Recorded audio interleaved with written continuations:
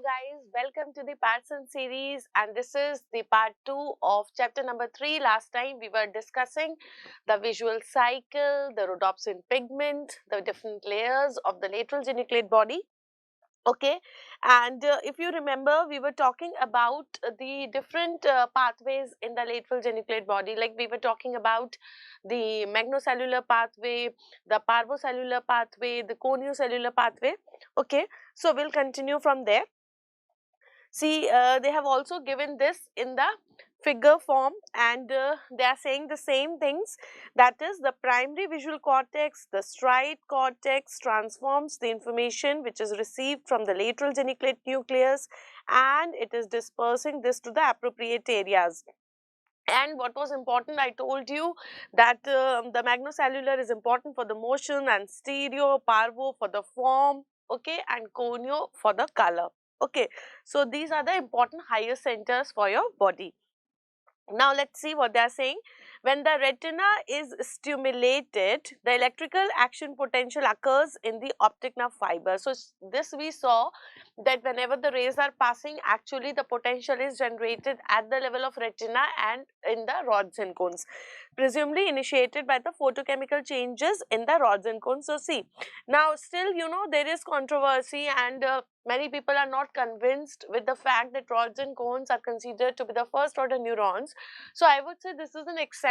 Now if you consider and simulate this condition from the other parts of the body, yes, there these are your sensory end organs, and you are not considering the receptors as the first order neurons, but especially in the eye we are considering them as the first order neurons. The reason is that the photochemical changes which are actually leading to the formation of electrical action potential. See, first order neurons means where the action potential is generated. So it is only in the cases of eye that the rods and cones are those cells where the electrical potential is getting generated, and that is why it is an exception. And here the receptors or the photoreceptors are actually the first order neurons. Okay, now these as in all sensory nerves consist of the biphasic variations always of the same amplitude. So as the generation of the action potential, the potential requires the biphasic changes in the other parts, here also it requires the biphasic changes, but it is varying in the frequency also with the intensity of stimulation. So in the vertebrate eye, some fibers show a burst of activity at the onset of stimulation, the others show activity while the stimulus lasts. Okay, so that is actually your on end of effect. Now a single fiber reacts when a considerable area of retina is stimulated. Now this is important, that only when certain amount of area is stimulated, okay, then you have a reaction of the single fiber, and this receptive field, this is called as a receptive field. This receptive field is extending from a diameter of 0.5 to 1 mm and indicates the synaptic link of each ganglionic cell with the number of photoreceptor cells. Now if you remember, in the previous lecture we had discussed this, that in the foveal area we were having the 1-to-1 association between your ganglionic cells and the photoreceptors, but as we were moving towards the periphery we were having more and more number of rods there, while not so many ganglionic cells, because the ratio was quite heterogeneous. We were having 1.2 million ganglionic cells, and we were having 125 million photoreceptors. So that is why the resolution was low. So they are saying that it indicates the link setup of each ganglionic cell with the number of receptor cells. So because the number of receptor cells versus the number of ganglionic cells, the ratio is not homogeneous in all parts, and that is why we are not having the same resolution everywhere.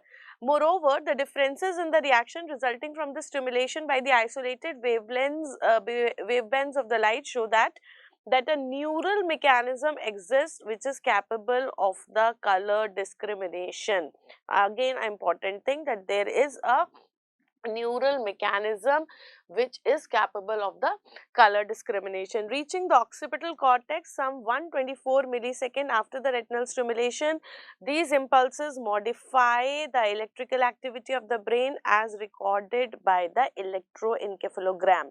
So when they are reaching the occipital cortex, now this time is again important in how much time it is reaching the occipital cortex after the retinal stimulation. This is your 125 millisecond में from the retina after getting stimulated, itne में it is reaching up to the visual cortex, and this can even be recorded by the EEG. An additive record of the electrical changes in the retina can be obtained clinically, and you can also take it in the form of the ERG. And this ERG is helping you for the diagnosis of the retinal diseases. So, when the retina is getting stimulated and this impulse is going up to the brain, so at that time the electrical activity can be recorded in the retina as well as the brain with the help of ERG and EEG. Okay. Now coming to the visual perceptions. Now visual perceptions may the sensations which result from the stimulation of the retina when the source of light has been thrown to it. This is of 4 kinds. So we always read the 4 senses: the light sense, the form sense, the contrast sense and the color sense, right? Okay, so let's start with the light sense. This is a faculty which permits us to perceive the light, not only as such but also in all gradations of intensity. So we have a sense that is called as the light sense, due to which we are able to perceive the light, not only one particular kind of light, but we are able to perceive all kind of lights having different kinds of intensity. If the light which is falling upon the retina is reduced in intensity, there comes a point when it is no longer perceived, and that is called as the light minimum. Now another important thing is your light minimum. Now when we are decreasing the intensity, we are able to perceive it, but up to a limit only, and when that limit is crossed, we are not able to perceive the light. So that minimum potential or the minimum gradation, minimum intensity of the light that our retina can perceive, that is called as the light minimum. The eye functions as a wide range of lighting conditions, and adaptations to such changes are very, very rapid. This ability of the visual system to allow good visibility in different lighting conditions are called as the light and the dark adaptation. So good thing is that under a normal range, our eye is able to adapt itself, and it is able to see under the good lighted conditions, under the dim lighted conditions. So we have something called as the light adaptation, we have something called as dark adaptation, and that is why we are able to see. Like we can also have the change of the pupillary size. When you have got dim lighted conditions, I want more of the light to go inside, so we have the sympathetic system working there, we have the dilatation of the pupil by the dilator pupillae, and therefore more light is going. Contrary to this, when the lighted conditions are very, very good, if we are going in the bright sunny day, so we require less amount of light to be going inside, and therefore what is happening, the parasympathetic pathway is working, constrictor pupil is working, and we have constriction of light. So we have so many ways by which we are actually adapting ourselves. We all are aware that if we go from bright sunshine to a dim lighted room, we cannot perceive the objects until some time, and that time is actually required for the adaptation. We have to actually adapt ourselves to the amount of illumination that is present now. Hence, observations on the light minimum are only comparable when the eyes are in same condition of dark adaptation. Okay, as it is obtained by excluding the light from them for at least 20 to 30 minutes. So if you are comparing the light minimum, then you have to first neutralize the effect of this light and dark adaptation.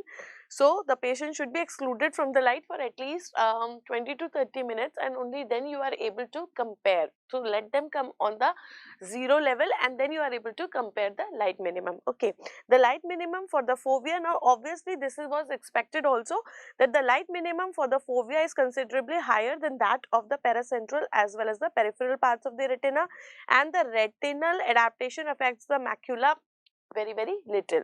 It follows that in diseases which affects the rods, much of the ability to adapt is lost, and the patient becomes night blind.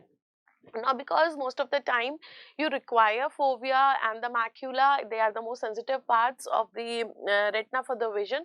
So we require greater adaptability from them, and that is why they are saying that the light minimum for the fovea is considerably higher. Okay, and those diseases which are affecting the rod especially obviously will affect the dark adaptation, and these people will become the night blind.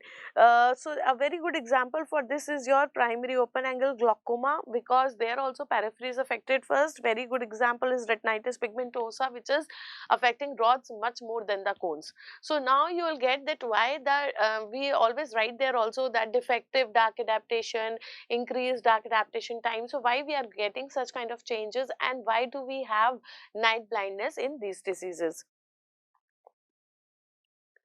So they have given you the dark adaptation curve here. The rods are much more sensitive to the low illumination than to the cones. So I think this is very, very clear now that rods are more sensitive to the dark adaptation, and in the dusk we see our rods. So when you are seeing in the dark or in the dim light, then that is called as the scotopic vision. When you see in the bright light, okay, bright light, that will be called as a photopic vision, and when you are seeing in the twilight, so both rods and cones are playing their role, that is your mesopic vision. Nocturnal animals have no rods. See this, nocturnal animals like that is bat have few or no cones. Diurnal animals such as squirrel have no rods. Man has an ample supply of both. Now nature gives only those things which are required. So see, this is a very awesome example. They are saying that nocturnal animals do not require cones, so they have very, very few cones.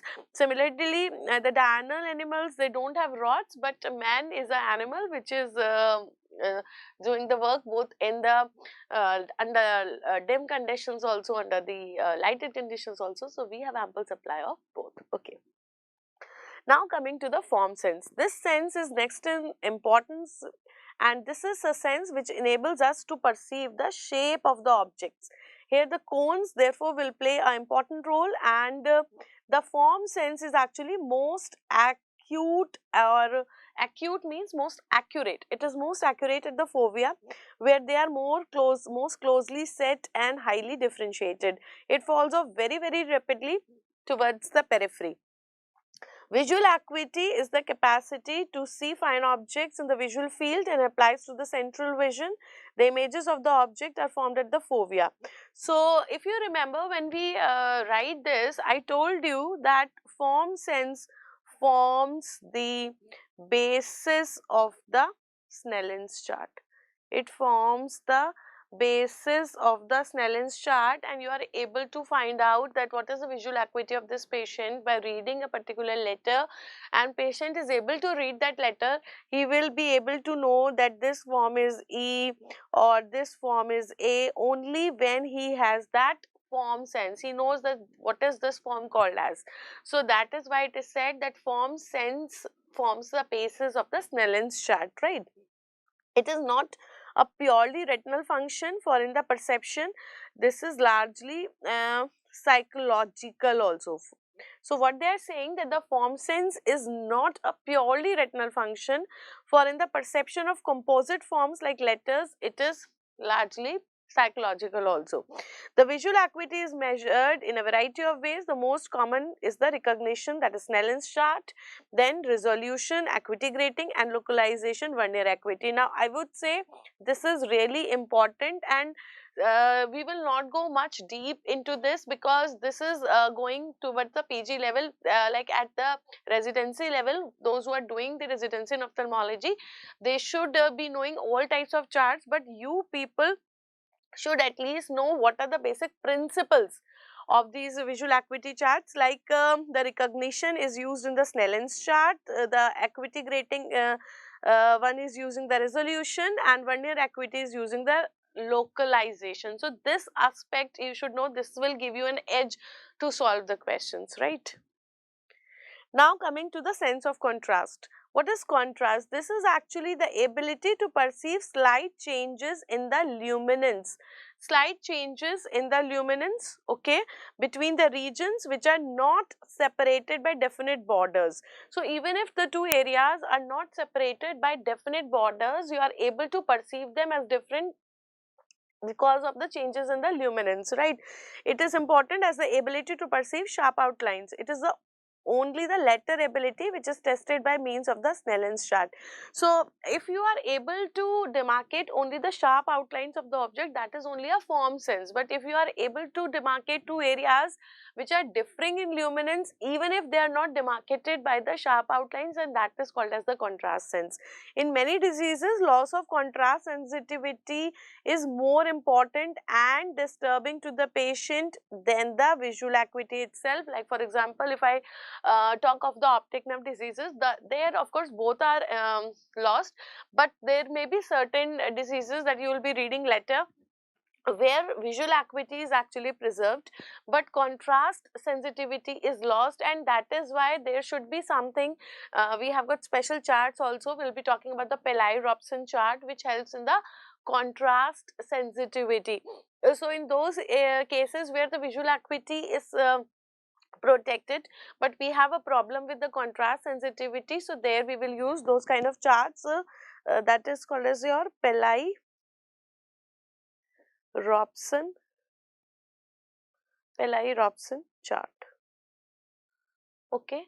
Then next is your color sense. Color vision is the ability to distinguish between the different colors excited by the light of different wavelengths, and the appreciation of the colors is a function of the cone. So this will be applying to the photopic vision with the lights of moderate or higher intensity. In very low intensities of illumination, the dark adapted eyes will see no color and all objects seen as grey, differing somewhat in brightness. So as we all know that the color vision is mainly the function of cone. So wherever we have got cones in abundance, that area is able to recognize the different wavelengths as the different colors, okay. And what is happening, the dark adapted eyes, in contrast to the light adapted eyes, if I talk about the dark adapted eyes, they will see no color, and that is why they are seeing only the colors of grey, dark grey, blackish area. So you are able to see the colors only you have light. If you remember, that is why I teach you the say these senses in the order of light sense, then we have color sense, then we have contrast sense, and finally I go to the form sense. Okay. Now cones are classified with the help of their peak spectral sensitivity. So this word is important. Sometimes they will ask you what is the classifying criteria. So that is your peak spectral sensitivity, and according to this they are divided into short, medium and long cones. So we have short, we have medium, and we have got the long ones also, and each type is responding to a range of wavelengths of the light. So basically when I'm saying they are short, they are medium, they are long, that means they are corresponding to the wavelengths, corresponding wavelengths. Okay. So like for example, red mainly stimulates the L ones, M to the some extent, and S. So I will say remember red for the long ones. Then when we have blue, green stimulate the M ones, while blue is stimulating the S ones. So you can remember it as the long one, then medium, and then the small. This is red, this is green, and this is blue, RGB. So in this way you can remember it. Okay. So this is also showing you the same thing, and if you look at this figure, they are telling you the wavelengths instead of telling the color. See, the 4 classes of photopigments they have saying. 420 is for short wavelength, 498 for the rods, 534 and 564 is for middle and the long wavelength. So I would say that learn this also. Okay. Now learn this means now I know that there are so many questions in your mind. Should we add this to our notes? No, you don't have to add this to your notes. Okay. If you want to note it somewhere and revise it in a notes like manner, then make a separate notebook for your Parson series. And what you can do, you can make the separate chapter wise notes. So if you write chapter number 1 and whatever things you feel that we have gone through, and the crux of this is this one line, so you can note there. So at the end after you have done all the notes and you want to do and give that extra edge to your preparation, then you can read these. Otherwise, if you are comfortable from reading from your book itself, then you can mark on your book and you can revise from your book itself. Another important thing is that for which people it is, like is it for third year or internship, or is it for NEET, or it is for next? See, reading of textbook is important. So it is for all. If you are in third year, then it is the best time for reading your textbook, because you will never get that much of time in your ward postings in your final year. As far as your NEET is concerned, see, if you are having extra time, so this time you are having a benefit. If you have done everything in the subject and you want to utilize your time for something extra, then you can do it.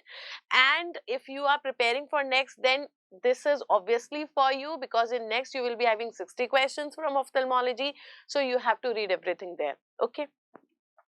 All the colors as well as the white light can be formed by a combination of the three colors, and that is why, if you remember, the normal color vision is called as trichromatic, and this theory was given by the Young-Helmholtz. So whenever we talk about the color vision, the three colors, the red, green and blue, the trichromatic theory, the three wavelengths for the cones, and the Young-Helmholtz, all these are very important.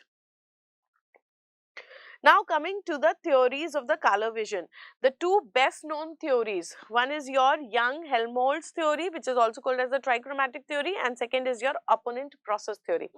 So if you come to the first one, that is your trichromatic theory, this theory assumes that three types of color receptors are there. Although receptors are assumed to respond to all the wavelengths, they have different spectral sensitivity. I told you that they have been divided in according to their spectral activities, so that one is more sensitive to the long ones, one is more sensitive to the medium one. I told you the long, medium and short, and it was like red, green and blue, and the short to the blue. So keep on remembering that all other colors are assumed to be perceived by the combination of these ones, so that the perception of yellow is characterized due to the stimulation of red and green receptors and their integration in the neural pathways. Now what is happening, we are considering three colors to be the primary colors, that is your red, green and blue, and if you are seeing any other color, then that is considered to be the combination of these two colors. They have given you example, like for example, if you are seeing the yellow color, then it is the mix and match of red and green color, right? The theory accounts well for the laws of color mixing, although it has some difficulty with the basic phenomena. Now in particular, the theory cannot explain the fact that dichromats who are confusing the red with green color see yellow. Now there are some faults in this theory, like if I say that a person is dichromatic, he is not able to distinguish the red from the green, then how can he see yellow? Because that requires seeing both red and green. So it has also difficulty explaining the complementary color after images. So there were certain, shortcomings here. So there was another theory, this was your opponent process theory. This was given by the Hering. Now this Hering hypothesized that the trichromatic signals from the cones fed into the subsequent neural stages, and they are exhibiting two major opponent classes of processing. One is your spectral opponent processes, which were red versus green and blue versus yellow, and one is aspectral. So one is your spectral, another is aspectral. One is opponent, another is non-opponent process, and in the aspectral non-opponent we are having black versus white. Now what happened, the Hering's theory, now it is updated by the Hurvich and Jameson, and it is called as the opponent process theory. Now what they are saying, because none of the theories was totally well versed, so it required some kind of updates. So this Hurvich and Jameson, they modified this theory, and they assumed that the three set of receptors systems are there. So we have red and green, then we have blue and yellow, and black and white. So if I mark them, we have red and green, then we have blue, yellow and black and white. So what they are saying, that each system is assumed to function as the antagonistic pair. So they are working red and green, the blue and yellow, and black and white. So these are working as the antagonistic systems, and stimulation of one of the opponent pair not only produces the excitation of that receptor, also producing an inhibitory on other. So if I am stimulating this, then this will be inhibited. If I am stimulating this, this will be inhibited. If I am stimulating this, this will be inhibited. This is your opponent process, right? So, stimulation of one of the opponent pair not only produces the excitation of that receptor system, also produces an inhibitory effect on the other one. Red light stimulates the red receptors and stimulate the green one. The theory accounts well for all the phenomena, including the color contrast. So, this is explaining you the color contrast and the color blindness data also.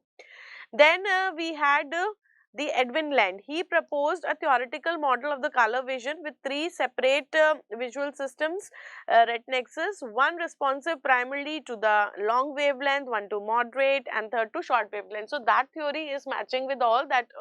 We have got separate three kind of cones for long, medium range, and for the short wavelengths, and each is represented as an analog to a black and white picture taken.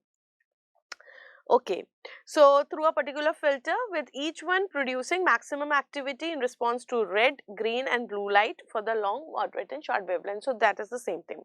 Now all the theories help explain how our color vision system works. The trichromatic theory operates at the receptor level and signals are then recorded into the opponent process form. The options which are present, now this is again important database thing, the options which are present on MLL cones, they are encoded on the X chromosome, accounting for the most common inherited color deficiencies, because many times we get a question on the most common color deficiency. So in that respect, this is actually your important one. Alright.